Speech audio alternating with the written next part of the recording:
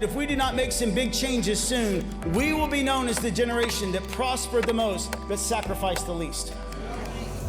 Donnita, welcome to our show. Thank you. I am so honored to have you here for our very first show, to have Donnita Travis. You know, we met 2 years ago. We were going on the campaign trail, and we had a heart for urban America. We had a heart for real change, and a mutual friend said, hey, you need to check out By the Hand Club for Kids and Donnita Travis. And we were in Chicago. We went there, and I got blown away. Thank you. By your team, what you guys are doing. It truly opened up my eyes to some things that were in my heart about how do we end this cycle of poverty in America? How do we end the pain? And I know there's not just one answer. It's going to take God. It's going to take so many changes in life and family. But you have a part of the solution to this. I really do, that God's put on your life. And there's many other people doing it, but you're doing it in an incredible way with an after-school program. So thank you for coming on. I want to just dive into, who you are, what started this vision. Tell us, Donnita, a little bit about just you, first of all. I understand you were an executive for a while before you did this. So just tell us about your story a little bit and how you got started in By the Hand. So first of all, thank you. I'm so excited to be here. My story in the 1990s, I was co-founder and president of an advertising agency located in downtown Chicago, right next door to Cabrini Green. And I don't know if that name means anything to you, but it at the time was one of the largest and most dangerous housing projects in the country. And God used that proximity, me cutting through there on the way to O'Hare Airport or on the way to a client meeting, and seeing kids out in the street playing, nothing to do. He used that along with a verse from the book of John 10:10. The thief comes to steal, kill, and destroy. I've come to give abundant life.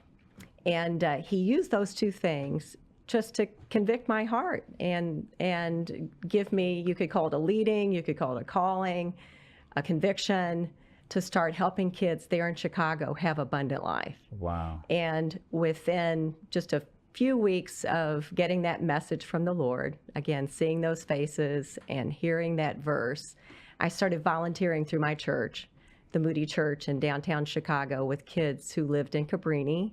And by 2001, my passion for advertising was gone.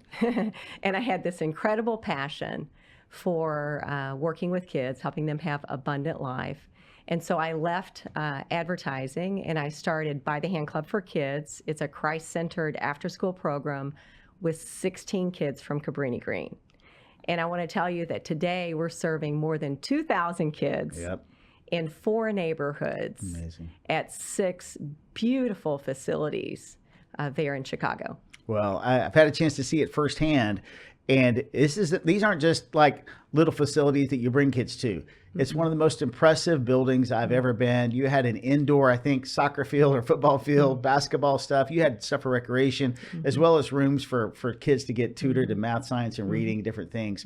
This is so important because, education is struggling today, especially in the inner city. Some of the stats show that kids are not performing. President Trump, we can talk about this later, came out with executive order. He wants school choice. I'll get your thoughts on that in a little bit. But I mean, right now kids are struggling. They're not hitting these marks, just normal kids, regardless if they're in a difficult area of town. But from what I understand, in urban America, in our toughest cities, aren't kids struggling even more than the national average? Can you tell me a little bit about what you're dealing with there in Chicago? So 1 out of 5 third graders in Chicago are not reading at grade level. Okay.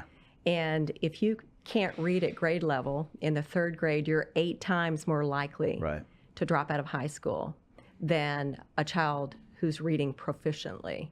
And so kids are struggling. And they don't have to, is what we have found.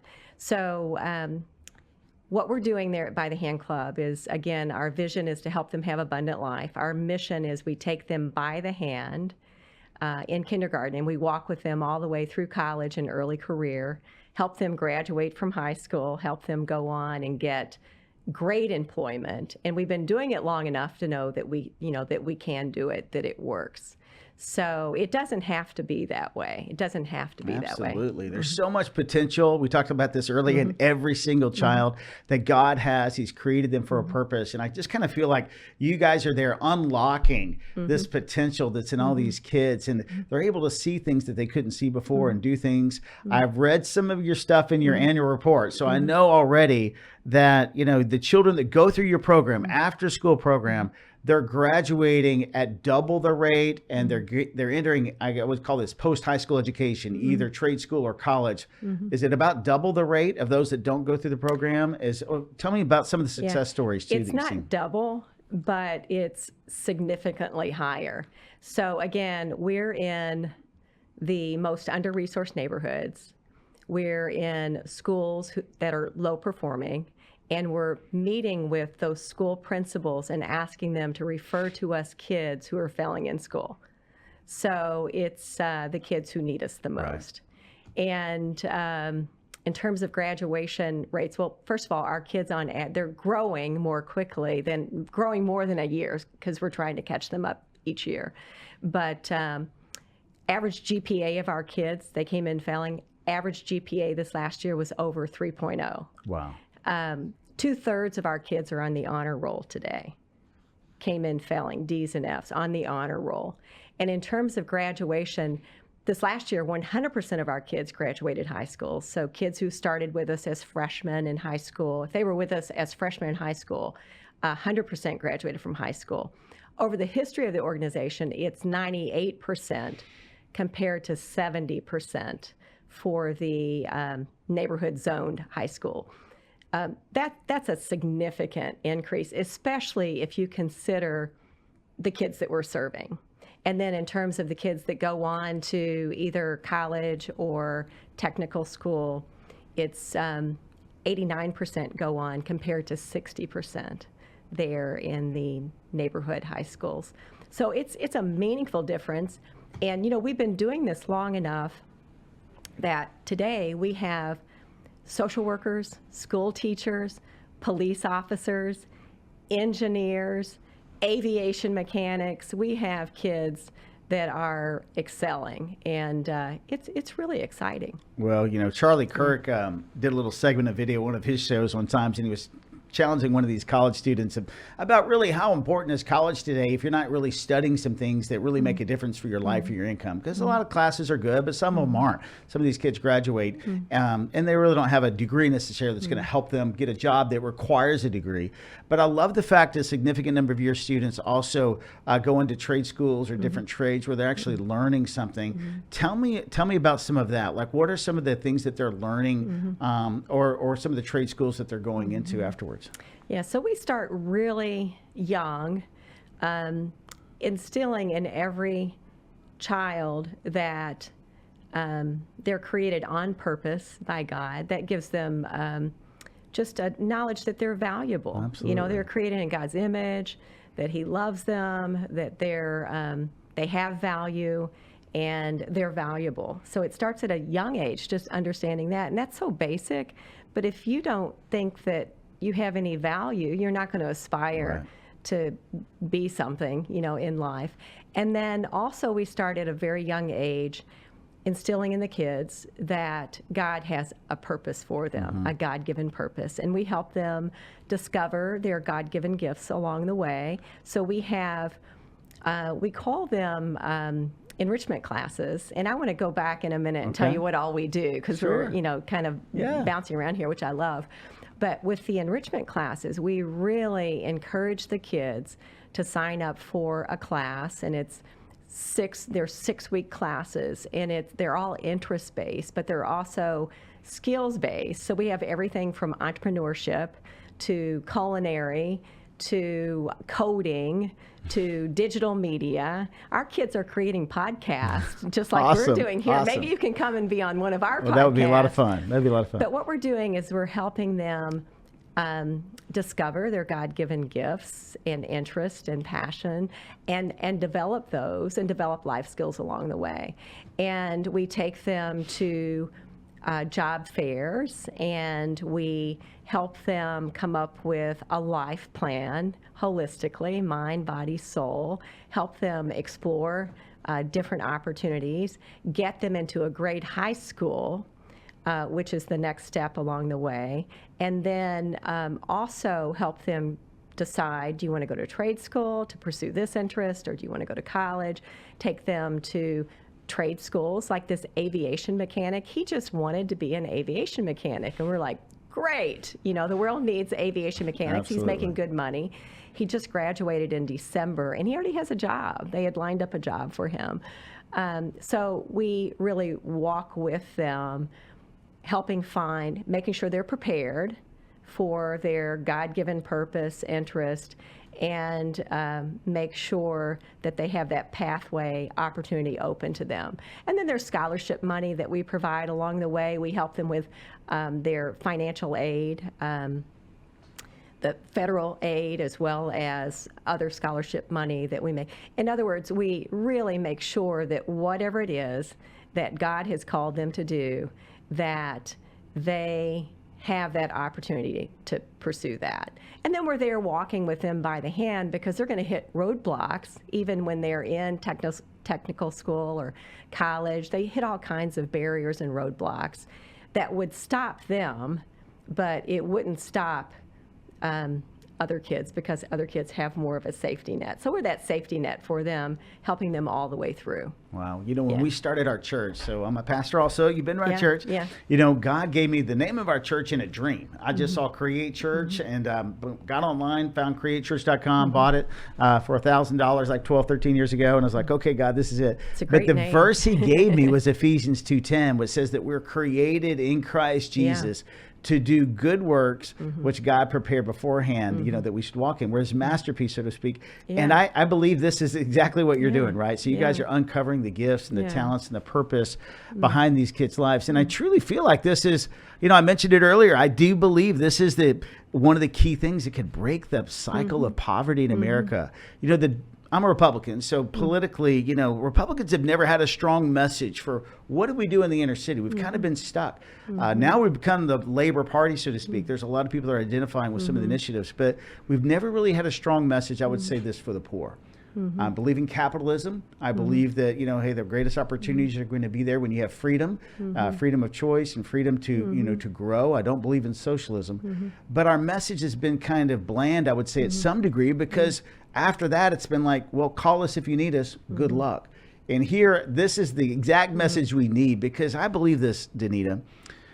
God never, told us to hire the government to take care of the neighborhood. That's right. He said, you love your neighbor. And to me, this is that loving your neighbor part. How can we get involved and mentor kids? And I think we should start this nationwide movement of mentoring. When I was in college at University of Texas, my senior year, I would take, I can't remember, it's like one day a week or so. And I would go to a poor area of Austin. I would just sit in the back of the classrooms, and I was just there to, volunteer. Teacher said, if you have any questions, Ryan's there to help. And I would just help these kids with whatever they needed. And what if we did that nationwide? And obviously you've been doing that in Chicago, but this is the key thing. I think you're onto something that's contagious, because I think young people are going to want to be involved. I think it's the answer to so many things we need to do today. But you grew it.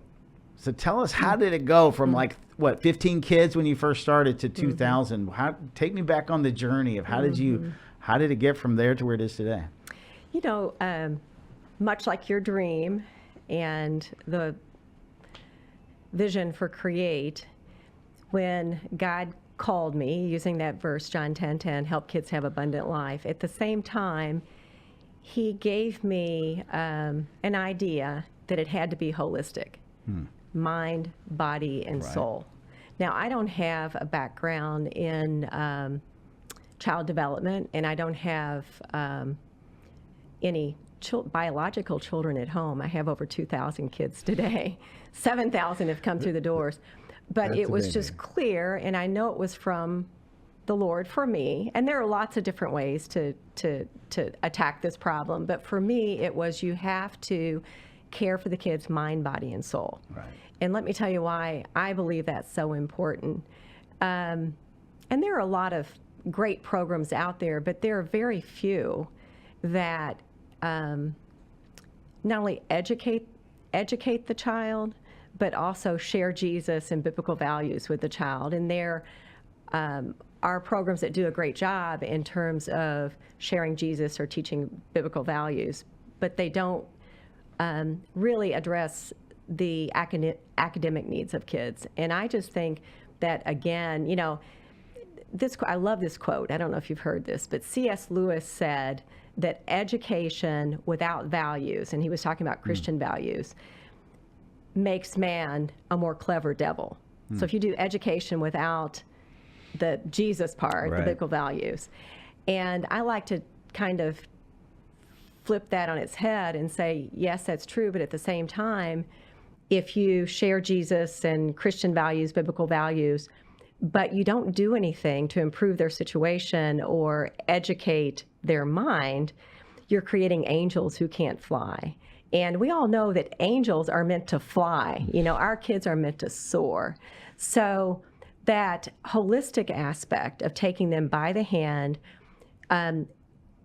education it's a very complex subject matter. Like if you talk about, well, why are kids failing? Why are kids failing in inner city schools? What is the solution to this?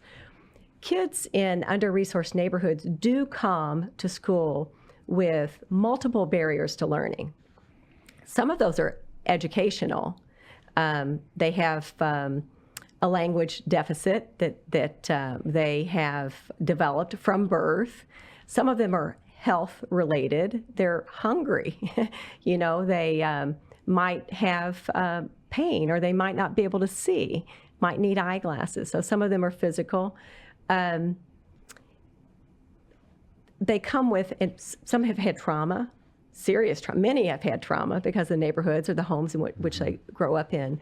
So this solution, this holistic solution of really identifying multiple barriers and removing those barriers so that kids can show up in the classroom and in life ready to thrive, including spiritually, knowing that they're loved, knowing that they were created on purpose, knowing that they were created for it's all of that. And so what I'm saying, it's that holistic approach that really makes a difference at By the Hand Club. And that was part of that initial idea. So right after John 10:10, help kids have abundant life, it was holistically mind, body, and soul. Is that one of the differences that's different about yours than It's the main difference. Okay. It's the main difference. We're holistic. So for the mind, we have tutoring and a really strong reading curriculum. We have reading specialists. We have a science-based reading curriculum that we use. For the body, we feed the kids a warm meal. Often kids are just hungry. You can't focus if you're not hungry. We have an eyeglass program. You can't learn to read if you can't see. Right. We have a dental program. We have kids that come to us very young and need root canals because of the decay that we find.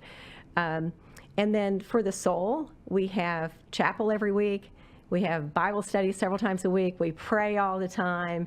We give all the kids a Bible and we teach them how to use it. So again, it's this mind, body, and soul.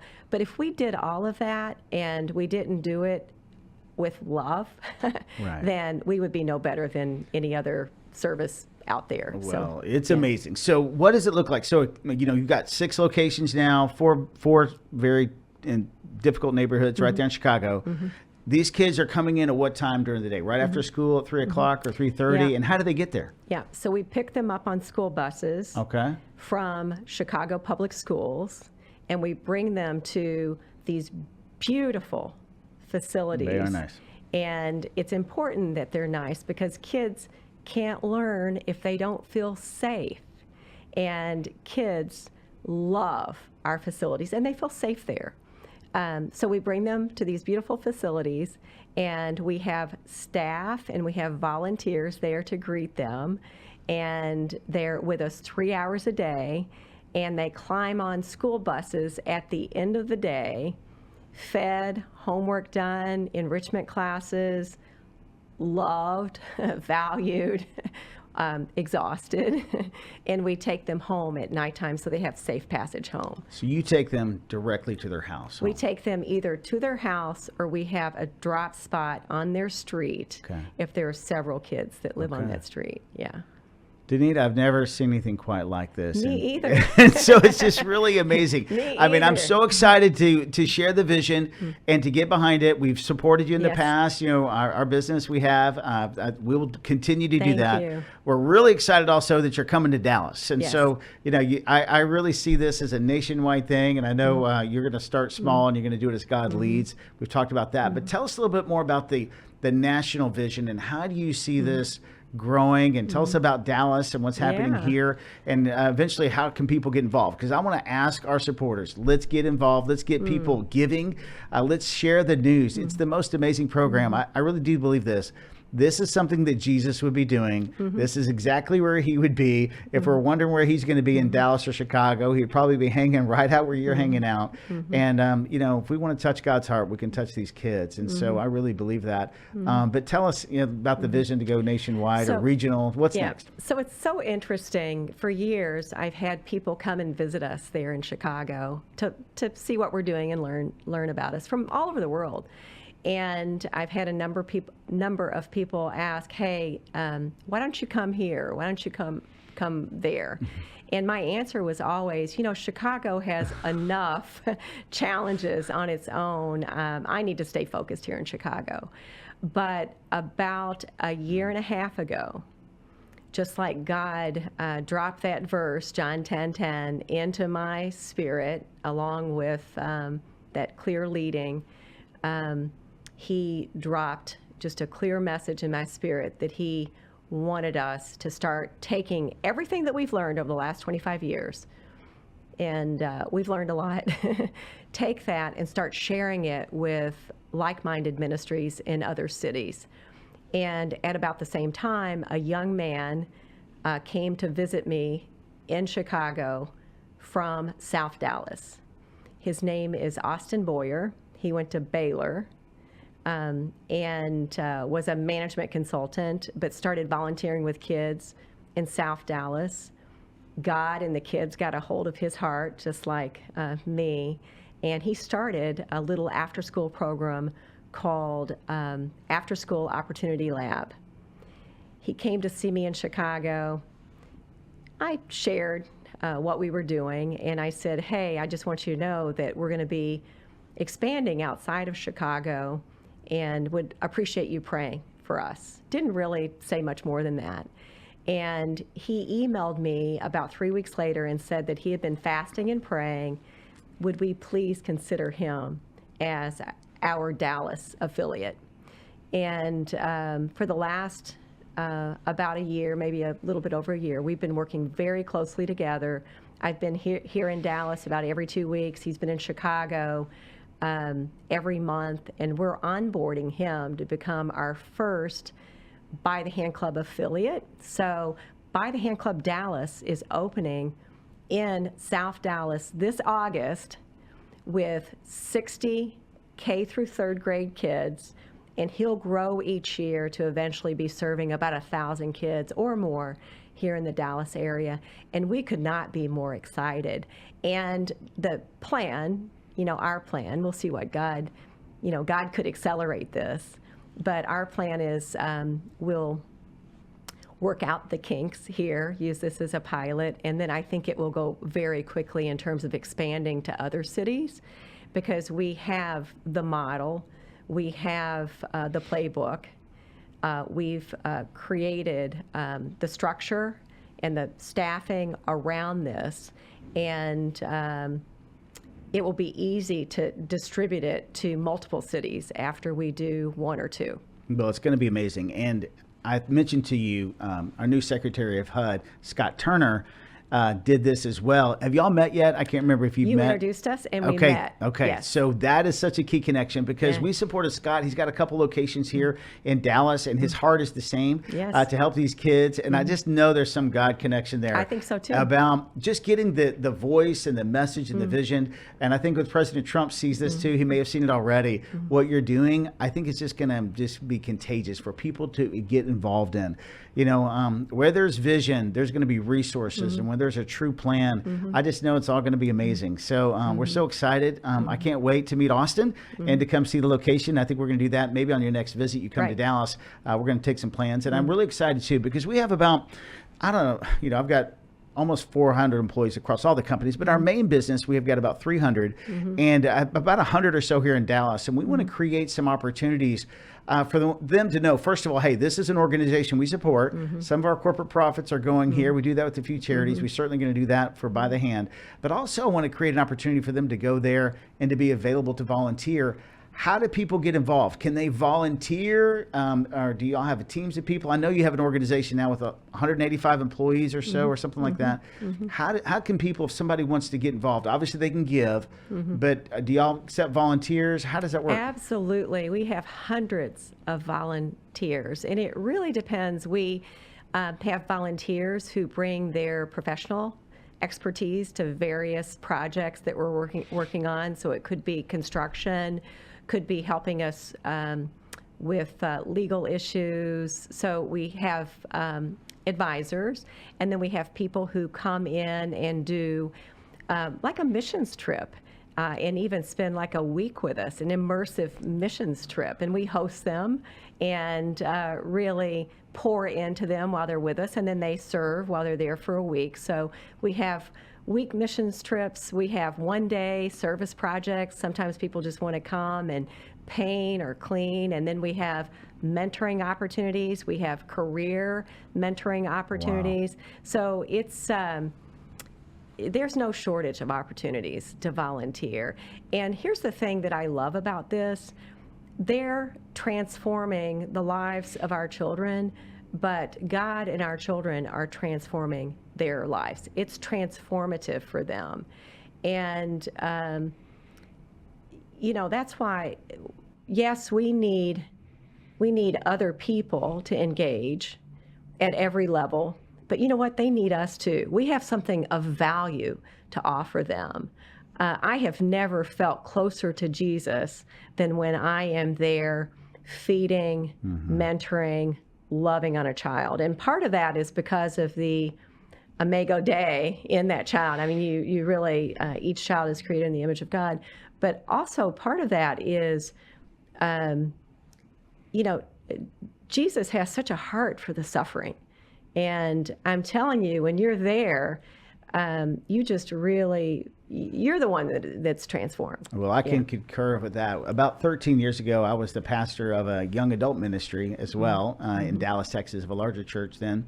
And we took a mission trip to the Dream Center in Los Angeles. Right. So do you know Matthew Barnett and those guys? I know all about him. So, but, I mean, it's impactful. So I would encourage everybody, if you go host mission trips, it will change. Our young people came away. I mean, we stayed in a little dorm room there. It's kind of like an old hospital that they renovated. Yeah. But we're feeding the homeless. We're taking care of, you know, people. We're just loving on people. We're just, the whole ministry is so amazing.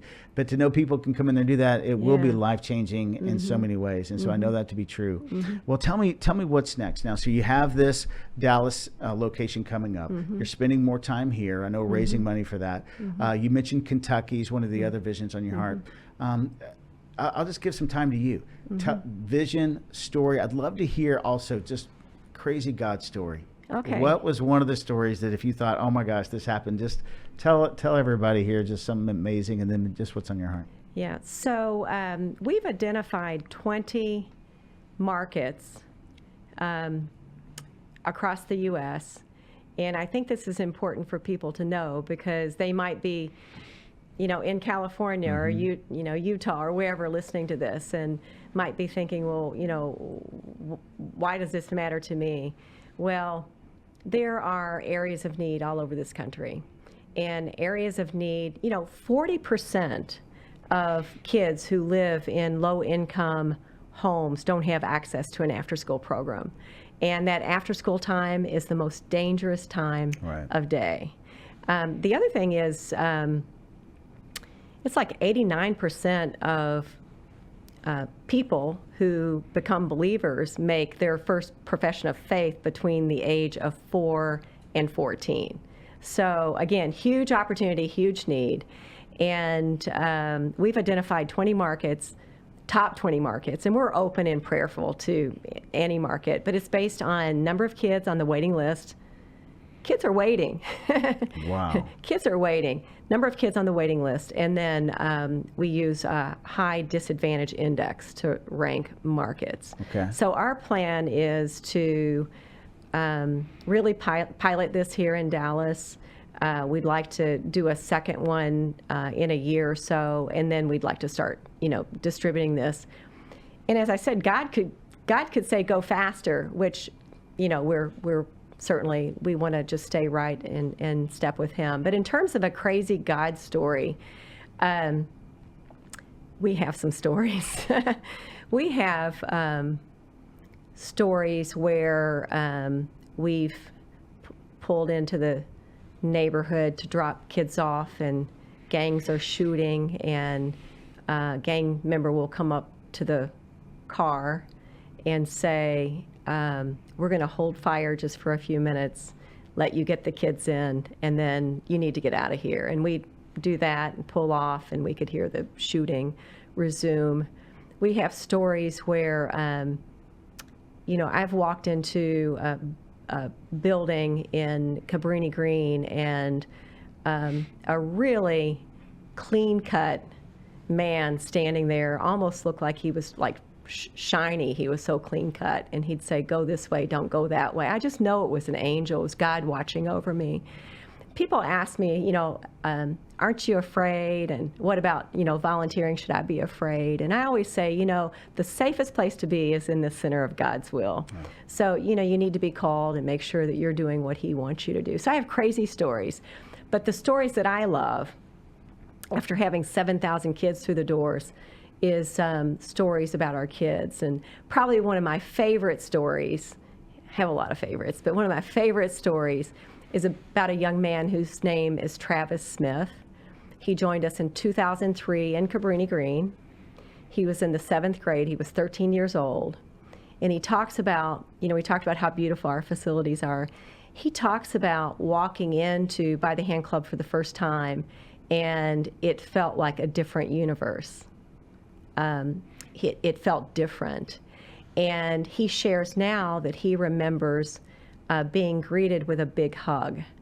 And that's not a big deal for you and me, but he said at the time he couldn't believe that someone loved him and cared for him, even though they didn't know him, loved him and cared for him more than he cared for himself.